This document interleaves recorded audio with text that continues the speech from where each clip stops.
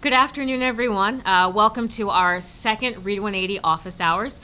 We had a great time talking with you last week with our implementation manager, Kimberly Mosby, and we're excited today to be joined by Cathy Mattia, who is a rock star implementation manager from Florida. My name is Nicole Foster, and I will be your host for this Read 180 office hours. We're really excited to be able to provide you with these practical tips and strategies to be able to get your back to school 2017 off on the right foot. So I'd like to introduce you to Cathy Mattia. Cathy, can you tell us a little bit about your background in education and then what your role is on the implementation team here at Houghton Mifflin Harcourt, and what services do you provide to teachers like the ones who are watching us today? Yeah, I'm a former middle school teacher, so I taught at a Title I middle school for 11 years, and the last 4 of those years I was actually a Read 180 teacher. And so I had the opportunity to come and then in my role as an implementation manager, support teachers, conduct professional learning sessions, spend time in teachers' classrooms, helping them implement our programs just to make sure that we're getting the best results that we can for their students. So as a former Read 180 teacher in New York City Public Schools, I know what lifesavers you guys can be. So what's your favorite part of your role as being an implementation manager? My favorite part is really getting in to see the students, and then also to hear the success stories that the teachers share about the students, and that the students share about their own progress and success. And for me, it's all about the students. Yep. So we're really excited to have Cathy Mattia here because there's no person who knows Read 180 better than she does. And we're excited today talking about setting up your independent reading rotation in your classroom. And we know that that's a critical piece of the Read 180 rotational model. So Cathy, I'm going to turn it over to you to get started, but we hope you have a notepad with you or you're recording and taking some really great notes as we go through the presentation. But we will also post this for you after the Facebook Live session so that you can go back and review and make sure that you remember all of those practical tips as you plan for back to school. So Cathy, without further ado, take it away. Thanks, Nicole. Yeah, independent reading is actually my favorite Read 180 rotation. I think there's nothing better than taking a really reluctant reader at the beginning of the school year and then turning them into somebody who realizes that there are books that they not only can read but want to read, and there's a real power in doing that. So when we think about, why is Read 180, why is that an independent reading part of the model, it really is that opportunity for practice. And so we know that you only get better at something by practicing. And so this gives students that 20 minutes a day to be able to sit down, engage with a book, and then really get good at what they're doing. And so when students do read, we know that it improves their comprehension, their fluency, their vocabulary, and it even improves their writing. And so all of those elements are really, really important. And that is why we do spend 20 minutes a day on that part of the model. We also know, one of my favorite things about our newest version of Read 180 Universal is that focus on growth mindset. And so we know that when our students come to Read 180 as struggling readers, they really do have a fixed mindset about reading. They think that they can't get any better, they're not going to improve.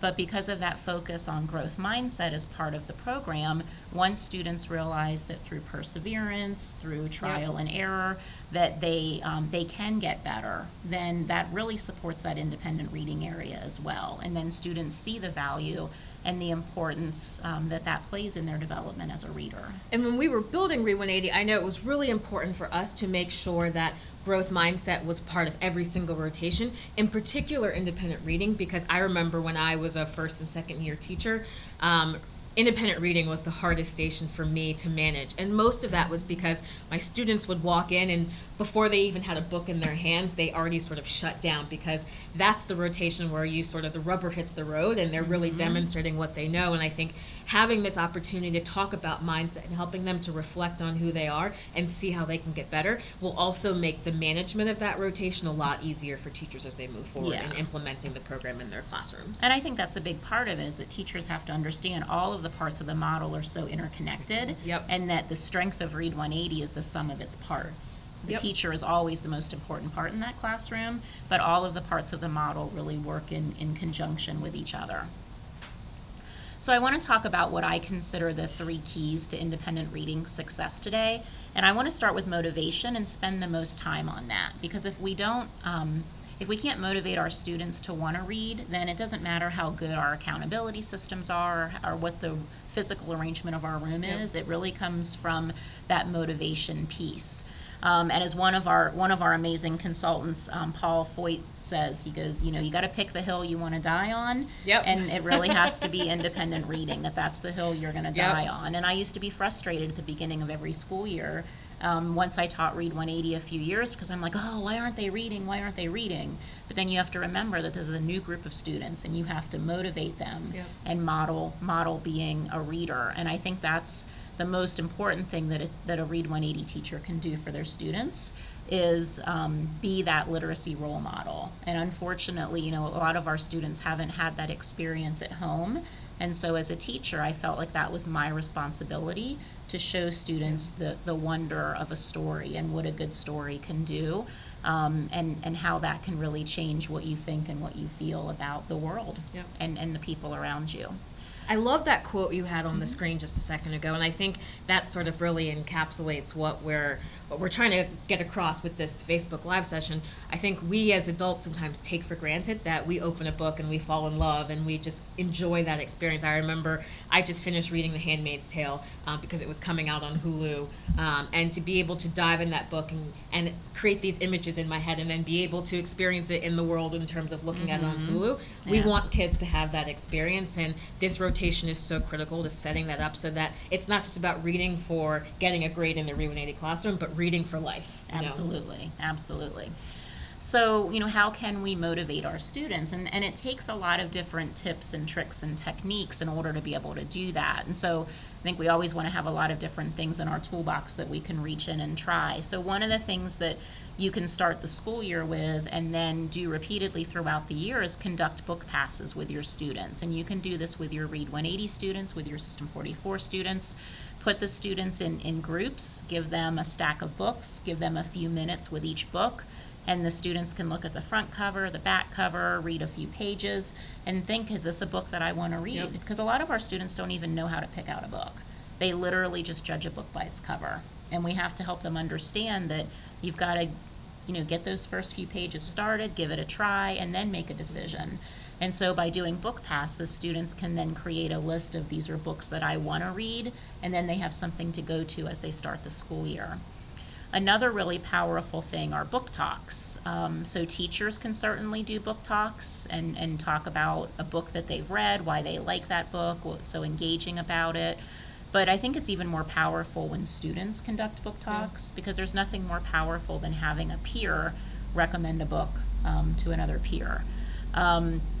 Another option is read alouds, and so teachers can use those last few minutes of whole group wrap-up to just read a few pages of a book. Maybe it's the first few pages, maybe it's a cliffhanger section where the teacher starts or finishes right before that cliffhanger ends, and then students have to read the book to find out what happens. A lot of teachers also use book trailers. You can just go online and just look for book trailers. So just like we have movie trailers to make us want to watch movies, we have book trailers for books. And then it's also important that students have a variety of books that they can select from. And so with Read 180, that's why we try to provide books in multiple genres, multiple formats, e-books, e-reads, things of that nature. But by all means, teachers can absolutely supplement with their own classroom libraries, school libraries, media centers, etc. And I think to all of you watching, reach out to your implementation manager like Cathy and see where you can look for those book trailers, because I think having video be a medium to get students engaged with reading can also be very powerful. So while we don't have a link on here right now, I think it'll be a really effective tool as you're thinking about planning for back to school, to be able to have that as an option as you're planning. And as we're going through the rest of the presentation, think about what is a book you would recommend for teachers as they're going through the rest of their summer in preparation for back to school. And I'll ask you at the end what you'd recommend. Oh, multitasking. Thanks. Thanks, Nicole. So another important consideration is thinking about what is the Lexile level of a student, or the Lexile measure of a student, as well as a book. And so one of the experiences that I think a lot of our students have had when it comes to independent reading is that they pick up books that are too difficult for them. And so it's important to be mindful that when the student's Lexile and the text Lexile are evenly matched, they're comprehending with about 75% accuracy.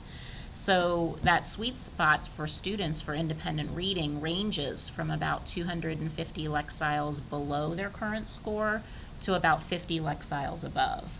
But a lot of our students, again, don't know how to use Lexiles as a way to guide their book choice as part of it. It also should be most definitely driven by interest, by background knowledge, and those other factors. But Lexiles are an important factor in that overall piece of picking the right book and putting the right book in a student's hands. So as we think about setting goals for students, this absolutely is an essential part of that motivating factor for students. So we can set daily goals. That might be how many pages can a student read in a day to make sure that they're maximizing that time in independent reading. Those goals can also translate into weekly goals, monthly goals, and then ultimately they roll up into annual goals. So in addition to to pages read, a lot of teachers will focus on how many books students might read in a grading period. They might focus on how many words are read in a grading period or a school year, and then also how many quiz points students may earn from taking reading counts quizzes that are part of the accountability that comes with Read 180. And then once the goals are established, then obviously those goals have to be monitored, and then we want to recognize students for when they're reaching those goals. So a common question a lot of teachers ask is, well, what is a reasonable goal for students?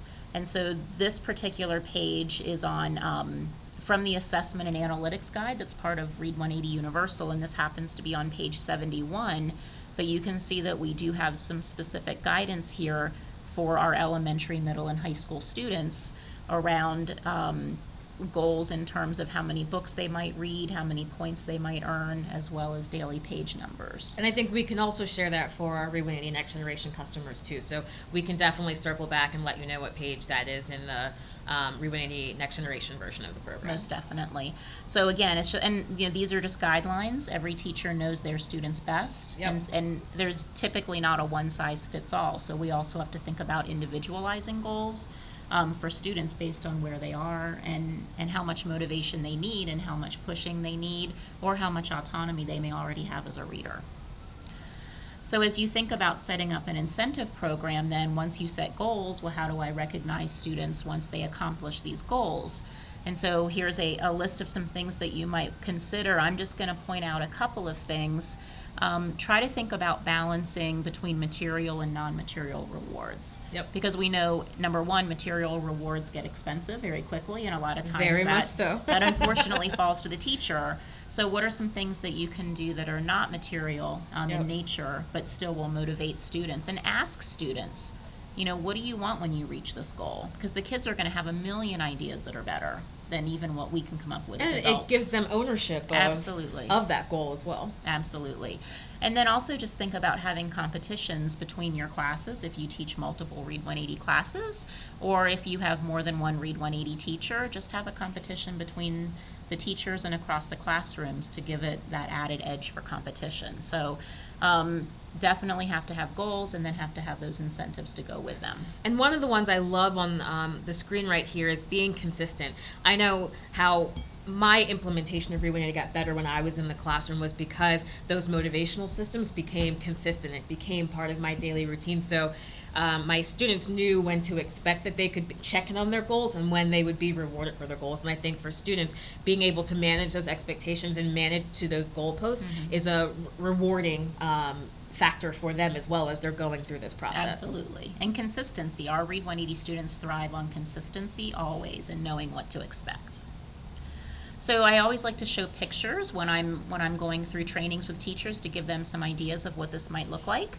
And so this is just a teacher that has charts posted on the walls and is tracking students as they pass quizzes and read books. Some teachers like to use certificates, and so this particular teacher has her wall just loaded with certificates. And we have a great certificate maker on our Read 180 community website. And I think that person looks a little familiar there on the screen. We can move past that. But if you click on resources on our community website and then click on the certificate tool, the teacher would just fill in all of the information and it generates this great little certificate for students. If you don't have access to a color printer, I've seen teachers print these on colored paper and they look really nice that way as well. And while you're at it, go ahead and print up 2 copies, one that can stay in your classroom and be displayed, and then one that can go home with a student. And I think that home to school connection is so important, bringing the parent into the conversation and helping them at home be able to celebrate those wins as well is also really important. Especially for our Read 180 students, who a lot of times they haven't had much success in school. So anything, when the students get that call about how wonderful they were in class today from the parent, and they're used to having a call that's not so positive, all of that really fosters a great relationship in the classroom. Yep. So just a couple more pictures, again, of some tracking systems, procedures that are posted. And then this is actually, the next one is my favorite. This teacher traced profiles for all of her students in the class. And then each student, as they would achieve accomplishments in the class, whether it was quizzes that were passed, whether that was segments that were finished, it really became a portfolio of their work and their successes throughout the year. So this particular student had read 30,204 words at this Wow. point in the school year. And anytime you can do words read and, it just gets into the millions, there's nothing more impressive for our kids than that. Those big numbers, they love to see that. So once that motivation piece is in place, the next thing we have to think about is accountability. So how do I know the kids are over there and they're really reading? Well, the motivation piece will take care of a lot of that because they want to read. But now, how do I know that they are? And so with Read 180, we do have a lot of accountability options.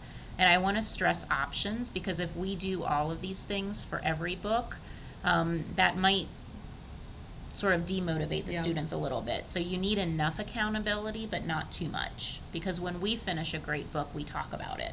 We don't run out and just fill in our graphic organizer. So we want to mimic those behaviors. But we do have reading logs that are part of Read 180, and so an important part of this is that daily follow-up, that every day That the consistency teachers... we talked about before. Exactly, yep. If you wait till Friday, then Monday, Tuesday, Wednesday may not be so great, but Thursday and Friday might be really good.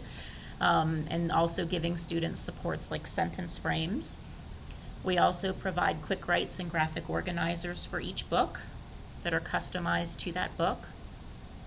And then we also have reading counts quizzes and then book quizzes that are part of Universal. So this is our Universal book quiz where students can actually choose to take a challenge quiz. And the challenge quiz is part of that whole growth mindset piece where students choose to take a quiz that has higher order thinking questions. It's going to be a little more difficult, but in the end they get a greater reward through getting more points. So reading counts also is another accountability piece that's built into Read 180. And then for schools who subscribe to reading counts school-wide, then that's another way for school-wide accountability and school-wide competitions to monitor students' independent reading and also motivate them. It's really designed to be a motivational piece of the program rather than a kind of I gotcha part of the program.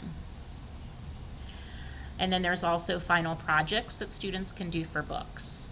So again, that's a lot of options. I think picking some or giving variety throughout the year is important.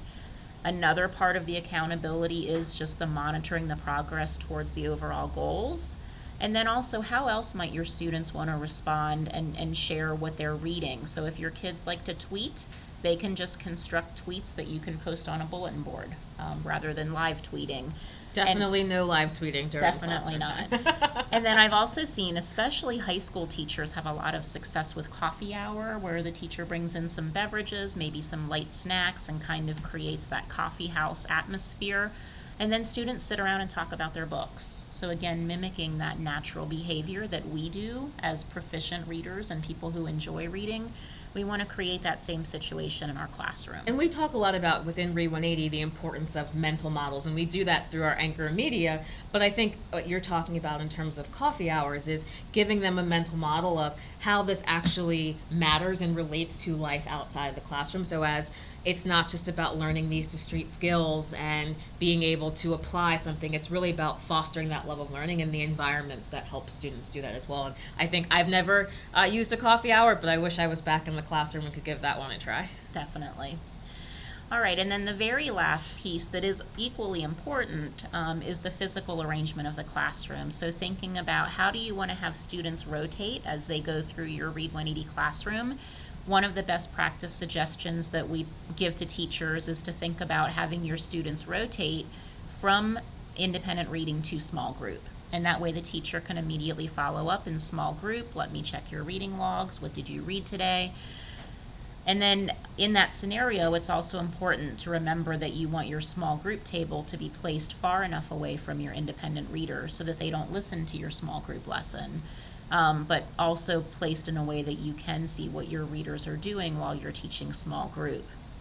And then some of the things that Kim talked about last week with the office hours around systems of accountability, how do you set up the quick writes and the graphic organizers and the reading logs and things like that, so that students have access to those things without the teacher having to be responsible and having to get all of those materials for students. So that's a summation of what I would consider the keys to success for independent reading, but definitely a big focus on that motivation piece. That's definitely one of the most important parts. So, Cathy, I think you gave us a lot of food for thought and a lot of really practical tips and strategies to think about setting up a really effective independent reading rotation within the Read 180 classroom. If you were to talk to your teachers right now, what would be the one thing that you would say between now and sort of getting physically back into your school building? What would you recommend that they do? Maybe what's the most important thing that you want them to focus on right now? Yeah, I would really go back to that motivation piece and the goal setting piece. What are realistic expectations for students during that independent reading time on a daily basis, as well as maybe on a weekly or monthly basis? And then what incentives and what recognitions can I have in place? Because if the students see immediately that there's going to be some type of a reward incentive, it's going to get them started, probably feeling a little more positive about independent reading. I always go back to, what is something that I hate to do? And for me, it's mopping. And so if I have to mop the floors, what's my reward for doing that? Maybe it's that I curl up with a book for 15 minutes. Maybe it's that I give myself a piece of chocolate. But, It's always a motivational factor. Yeah, for me. but what do you really not like doing? And when you think about something that you really don't like doing, no matter what it is, and what do you have to do to get yourself to do that, that's really how our kids feel about independent reading to a certain degree. So what are we going to do to get them to buy in? So, how can I market the books, and then how can I create an incentive system to really make students want to participate in that rotation? Great. And before we turn to our audience questions, I noticed that we do have a couple in there. I want to get back to the question that I asked you beforehand. If you could recommend your own book for teachers to read for the rest of the summer before school starts, what would you recommend? Well, my very favorite young adolescent book of all time is Walk 2 Moons by Sharon Creech. It's a great book. I remember the first time I read that book, I literally gasped when I found out what happened. And the book had me hanging the whole time, and it's just a beautifully written book with a great storyline. And I used to read that with my Read 180 students. And at the beginning, they would be like, oh, are we going to stop? Are we going to stop? In the last 10 chapters, they'd be like, keep going, read more, because every chapter was a cliffhanger. So it's absolutely one of my favorite books of all time. I reread it at least once a year. So there's one great book that you can have in your classroom, but I also think about the book that maybe meant the most to you when you were growing up, and thinking about how you share that with your students in the classroom. I remember when I would have been of age to take part in Read 180, The Summer of My German Soldier was one of my favorite books. And so I think to those of you who are watching today and those who will watch afterwards, maybe it's a great idea to think about your favorite book, or a book that you're actually reading as an adult, and how that's appropriate, and how you would share that with your kids, so that you're also modeling for them how much you love reading, and how you're demonstrating those same behaviors for them as well. So I know we have a couple questions that I want to share with you, Cathy, before we wrap things up. So the first one comes in from Fuji. I hope I pronounced that right. So Fuji writes, my students often say the books are boring. I understand that they are poor readers, and that's the real reason. But what will help them tackle the unknown? So I think part of that is, at one point do they say the book is boring? Because if they say it's boring in the first 2 pages, they haven't really given that book an opportunity. So that's part of it. What was the very end of his question? So what will help them tackle the unknown? Yeah, and then I think a lot of it just goes back to that whole idea of growth mindset, is that there is a reward in the struggle and the perseverance and sticking with it. But it's also okay, I think, for kids to ditch a book. I mean, we don't all like every book we pick up every time, but we also can't ditch every book we pick up. And so it's okay to acknowledge those challenges. And also sometimes things like buddy reading can help with that. So maybe if there's two students reading together, they're, a little more likely to stick with it. So trying some different strategies can also be a support in that situation. And one of those strategies or tips that you had earlier in the session was around book trailers. Mm-hmm. And so I think maybe as a teacher, as we go through the Read 180 library and you know your students best, how do you look at that catalog of books and say, you know what, these might be the ones that they might not gravitate to as much, maybe utilizing those book trailers or that buddy reading to be able to motivate students to take a further look at a Right. book that they might not have And also looked for the at in teacher past. read-alouds and the teacher book talks Yep. are part of that as well, most certainly. Yep. And then one more question before we wrap things up, and this is coming from Tracy Hoffman-Bart. She says, how do I unlock all of the e-reads for the students to read? I know they are locked until they begin a new topic on Read 180, but that takes a long time to complete in a 50-minute day class. Yeah, so you do have the option of printing out the e-reads from your teacher system, and so that might be a way of getting them to be able to read the e-reads without having to wait for them to be unlocked, and just give them more variety and options. So that's the route I would probably go, would be a printed route. Great. So I hope that you all found these strategies and tips for helping to set up your independent reading rotation really helpful and meaningful, and it's given you a lot of food for thought for the next couple weeks as you begin to prepare for setting up the school year for you. We are so thankful for Cathy for joining us here in New York. I know Cathy is from the Florida area, and so we know that it was a big trek up here, but we really appreciate you being able to share our insights